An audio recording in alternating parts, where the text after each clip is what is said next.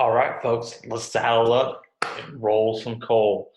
Today, I want to talk to you about one of Indiana's most popular companies, and that company is Cummins Diesel.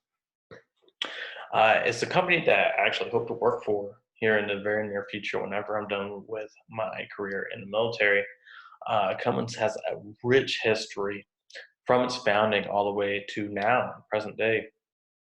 Um, and we're going to learn today about Clussy Cummins and his company that is now over 100 years old.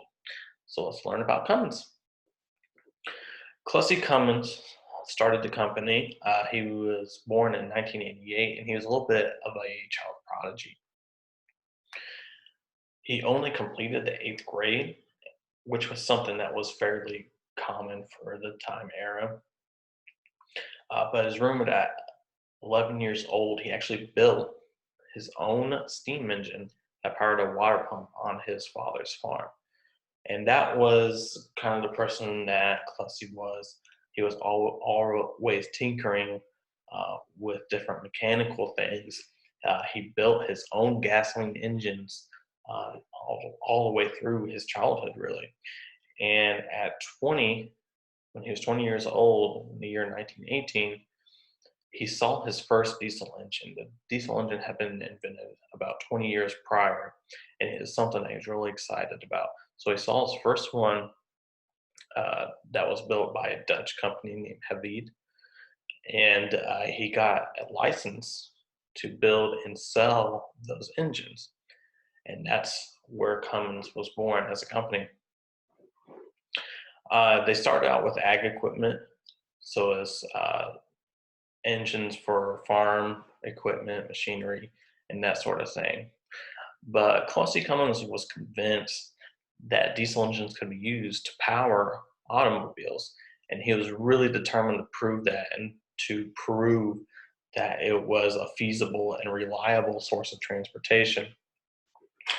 To prove that point, in 1930, he put his own diesel engine, a Cummins diesel engine, in a Packard Touring sedan. He drove that vehicle all the way from Indiana to New York to attend an auto show. When he got to New York, he wasn't allowed inside the auto show because he didn't have the correct space leased. So he rented a space across the street from the show and actually drew more attention with his car than the show did.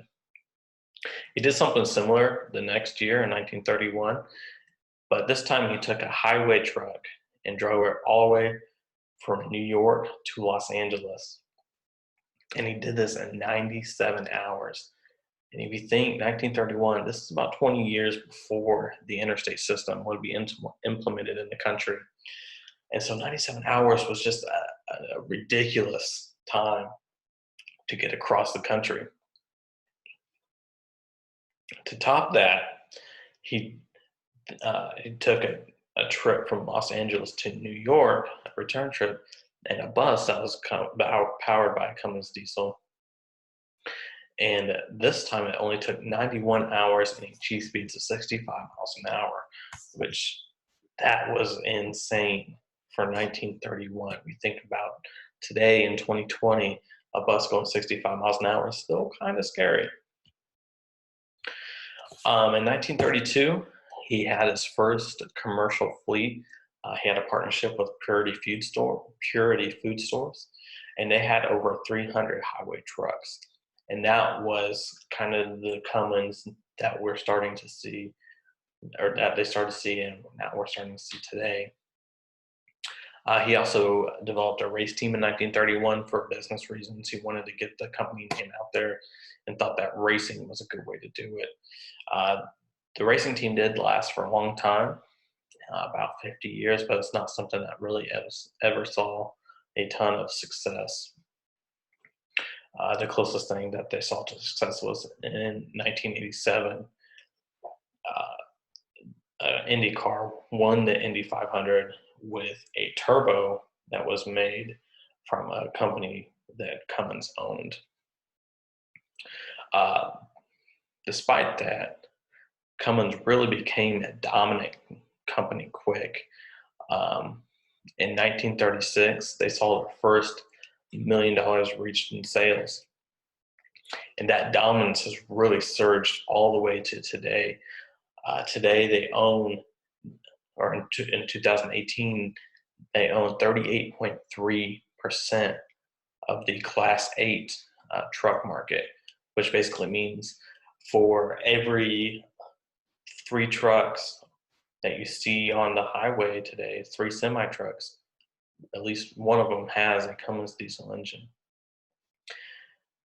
In 1987, they really made their name expand when they partnered up with Dodge, and they started putting Cummins engines into Dodge pickups. Dodge was really looking for a Cummins engine because they were the only big three manufacturer that didn't have a diesel engine in their heavy duty pickups. And so they commissioned Cummins for the job. And that's where most of us know Cummins from today. If you're anything in the cars, you know about Cummins diesels and Dodges. They make a huge contribution to the economy. They have 62,000 jobs worldwide. 10,000 of those jobs are in Indiana, and they are investing $68 million into the future of the company that's going to create more jobs in Indiana. So here's to hoping that there's another 100 years for Cummins. I hope you learned a lot about Cummins today. I hope you saw the rich history of Cummins and the impact that they have today. And I hope that you saw Cummins was born, the company was born from a childhood prodigy that had a vision and ended up creating one of the most dominant companies known today. And I will leave you with the hope that someone will inspire you like Cummins has inspired me. Thank you very much.